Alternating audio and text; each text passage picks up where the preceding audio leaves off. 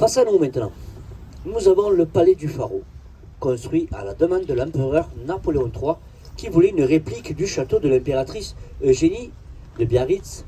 Alors malheureusement, compte tenu de la longueur des travaux et la fin du règne de l'Empire, l'impératrice n'est jamais venue séjourner à l'intérieur, mais elle en fera don à la ville, avec son parc vert face à la Grande Bleue et ouvert au public. Ce palais qui a longtemps été une université pour les maladies tropicales, toujours aujourd'hui est le centre des maladies tropicales, et va recevoir de nombreux congrès qui vont s'y dérouler. Sur la droite, nous avons une tour, actuellement en rénovation. C'est la tour du Fanao. Cette tour érigée, elle, au XVIIe siècle, par un groupement d'armateurs marseillais qui s'en servait de phare et de vigie pour marquer l'entrée de ce port. Dans l'absence de la fée électricité, ils allumaient une brasienne sous sa coupelle. Dans la coupelle, une lucarne a été creusée, visible à 20 km au large. Derrière cette tour, on va apercevoir un bâtiment carré de couleur sombre, relié au fort par une passerelle en béton et qui va blanchir sous l'action du soleil. C'est le musée Mucem, musée de la civilisation d'Europe et de Méditerranée, ouvert en 2013, lorsque Marseille était capitale européenne de la culture.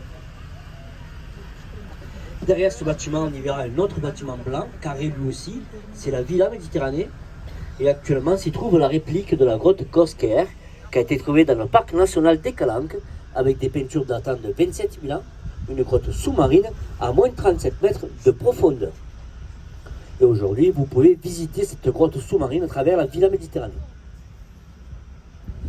Alors derrière ce musée, nous allons apercevoir aussi entre le musée et donc ce cirque, le chapiteau du cirque, donc la cathédrale de la Major, richement construite en pierre de Calissane, pierre du Gard, en verre de Florence, en marbre blanc de Carrare, onyx d'Italie, mosaïque de Venise, alors d'une hauteur de 142 mètres, dotée d'une coupole de 20 mètres de diamètre. Ces voûtes soutenues par 444 colonnes de marbre. Sa construction a commencé au 19e siècle, à la demande de Napoléon Bonaparte, qui posa les premières pierres. Et tout comme Notre-Dame de la Garde, ce sont des constructions de style romano-byzantin.